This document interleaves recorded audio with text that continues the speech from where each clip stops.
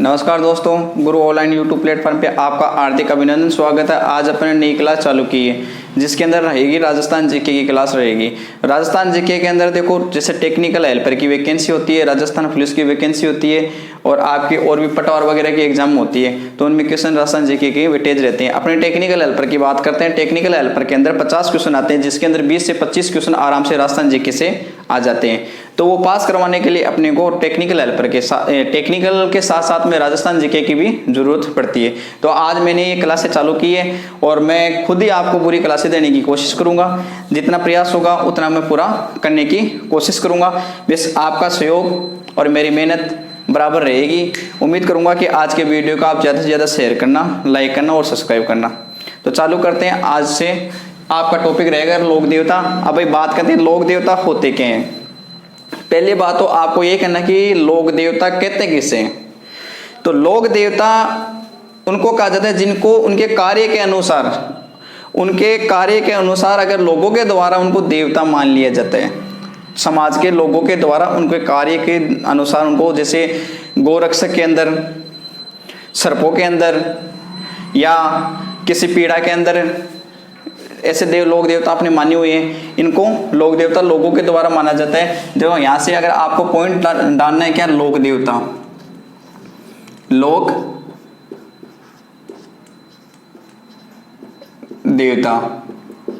तो ये लोक देवता क्या है कि लोगों के द्वारा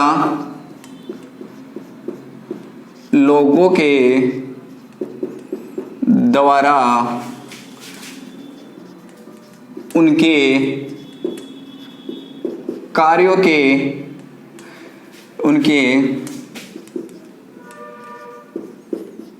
कार्यों के अनुसार उन्हें लोक देवता मान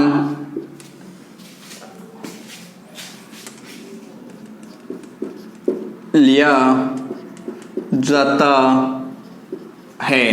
क्या? अच्छे कर्म करने वाले को, अच्छे कार्य करने वालों को समाज के अंदर लोक देवता मान लिया जाता है। अब भाई बात करते हैं कि भाई ये लोक देवता मान लिया जाता है। हिंदू धर्म के लोग तो इनको कहते हैं लोक देवता। हिंदू धर्म में तो इनको कहा जाता है लोक देवता और मुस्लिम धर्म में इनको कहते हैं पीर। मुस्लिम धर्म में लोक देवताओं को पीर कहा जाता है। क्या? हिंदू धर्म की अगर मैं कहूँ आपको यहाँ से, हिंदू लोगों के द्वारा तो लोक देवता, और आगे की मैं अगर बात करूं मुस्लिम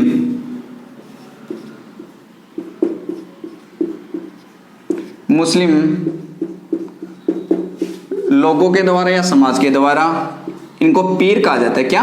पीर। मुस्लिम समाज के लोग इनको क्या कहते हैं? पीर। क्या? पीर।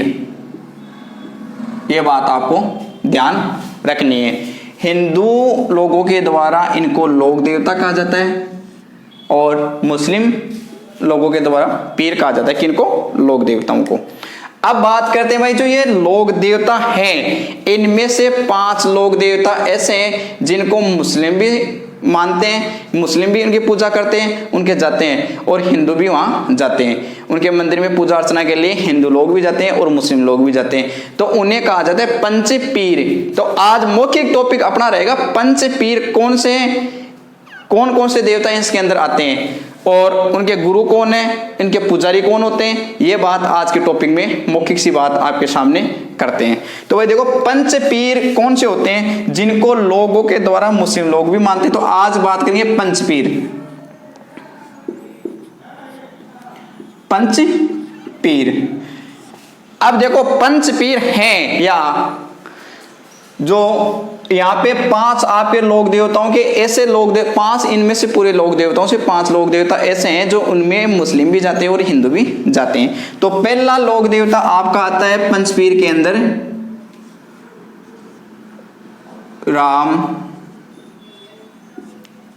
रामदेव जी। इनमें रामदेव जी जो महाराज है, इनके गुरु योगी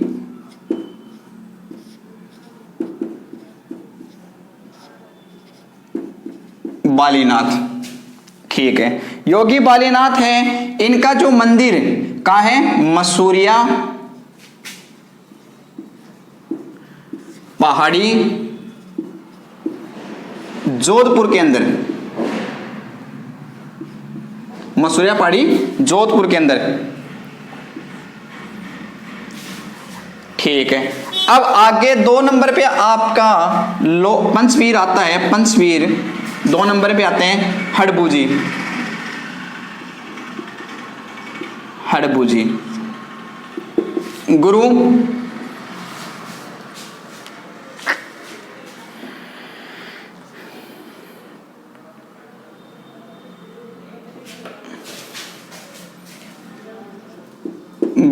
गुरु योगी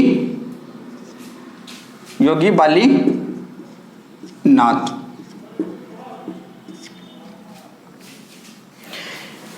फिर आते हैं आपके 3 नंबर पे पापूजी, पापूजी राठौड़। अब पापूजी राठौड़ हैं, ये कहां है, कोलमुंड जोधपुर, कोलमुंड जोधपुर, क्या, कोलमुंड जोधपुर। फिर बात करते हैं 4 नंबर पे गोगा जी, पंचपीरों की बात चल रही है, गोगा जी। अगर गोगा जी के गुरु की बात करें, गुरु, 1 मिनट यहां से एक चीज और देखना भाई, जो पापूजी हैं, ये पापूजी कौन से वंश से बिलोंग करते हैं, पापूजी कौन से वंश की अगर बात करें तो रायसिया वंश से। ये बात आपको पापूजी के बारे में ध्यान रखनी है। राठौड़ है ये, लेकिन जो वंश है इनका, राठौड़ जाति है, जो वंश है इनका, ये कौन सा है, रायसिया। फिर बात करते हैं 4 नंबर पे आपका कौन, गोगा जी। तो गोगा जी है, इनके गुरु की बात करें, गुरु की बात करें गोरखनाथ, गोरखनाथ। कहां पे मंदिर है इनका, ददेरा चूरू, कहां पे, चूरू के अंदर, ददेरा चूरू के अंदर। बात करें गोगा जी कौन से वंश से थे, तो गोगा जी चौहान वंश से, चौहान वंश से। ठीक है, अब बात करते हैं 5 नंबर, 5वां जो आपका पंचवीरों के अंदर आते हैं, यह है मेहाजी,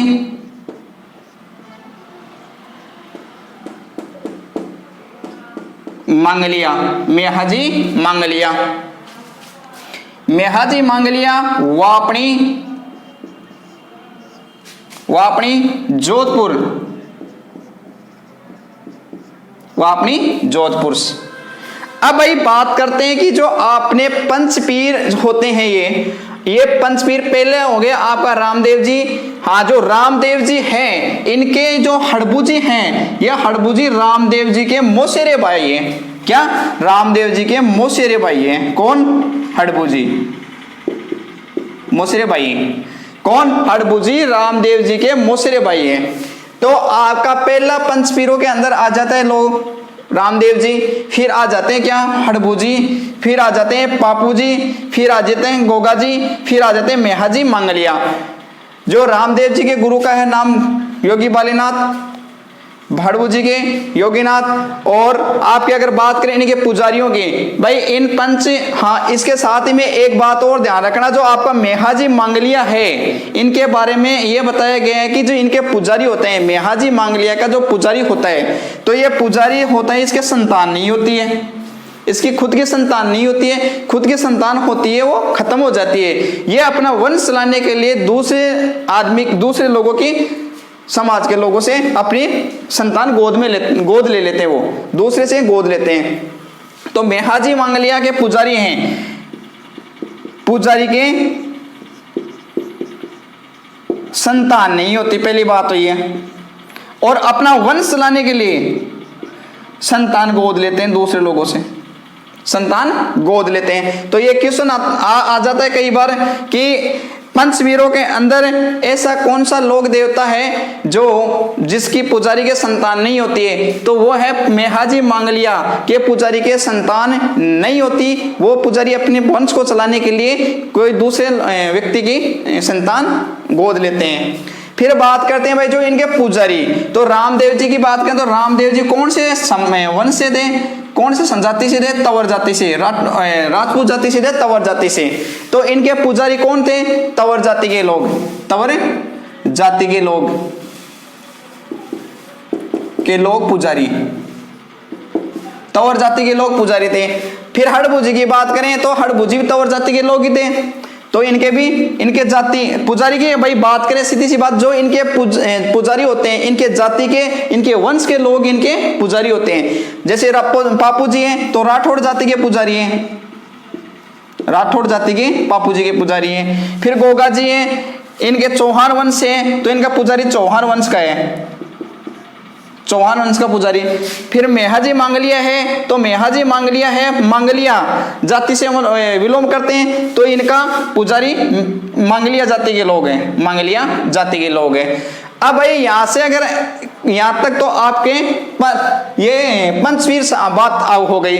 अब इन्हीं देवताओं के अंदर कुछ एक देवताओं को छोड़ के ये अवतार माने जाते हैं। क्या इन्हीं देवताओं के अंदर कुछ एक देवता ऐसे हैं, लोक देवता ऐसे जो किसी न किसी के अवतार होते हैं, किसी न किसी के अवतार होते हैं। तो भाई देखो पहले बात करें कि अवतार के आधार पर देवता, अवतार के आधार पे देवता, तो अवतार के आधार पे देवता जैसे रामदेव जी हैं तो रामदेव जी किसके अवतार हैं? कृष्ण के। रामदेव जी किसके अवतार हैं? कृष्ण के। रामदेव जी अगर अवतार की बात करें, चलो यहां से मैं दोबारा यहाँ एक साइड में अलग से बता देता हूं रामदेव जी अवतार के आधार पे। तो आपको देखना है कि अवतार के आधार पे किसके अवतार हैं। अवतार के आधार पे अगर रामदेव जी किसके अवतार हैं? चार ही लोक देवता हैं जो किसी न किसी के अवतार हैं। पूरे देवताओं की अगर बात करते हैं उनमें से चार देवता ऐसे जो किसी न किसी के अवतार हैं। जैसे रामदेव जी अवतार हैं किसके? कृष्ण के, कृष्ण के अवतार, या फिर विष्णु के अवतार। विष्णु के अवतार भी भाई रामदेव जी को माना जाता है। फिर बात करते हैं पापू जी, जैसे कि पापू जी को किसका अवतार मानते हैं? 2 नंबर पे अगर पापू जी की बात करें तो पापू जी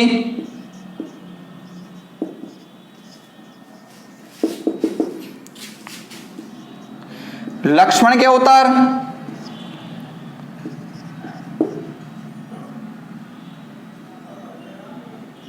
अवतार माने जाते हैं। भाई पापू जी किसके अवतार माने जाते हैं? लक्ष्मण के अवतार माने जाते हैं। फिर बात करते हैं आगे की,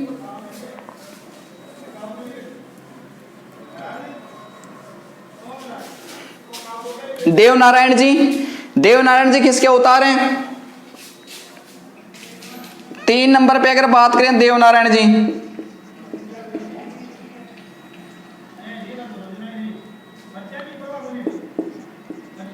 नारायण जी किसके अवतार हैं? विष्णु के, विष्णु के अवतार, विष्णु के अवतार मानते हैं किसको? देवनारायण जी को। फिर कल्ला जी राठौड़ को किसका अवतार मानते हैं? कल्ला जी जो राठौड़ है इनको किसका अवतार मानते हैं? कल्ला जी राठौड़।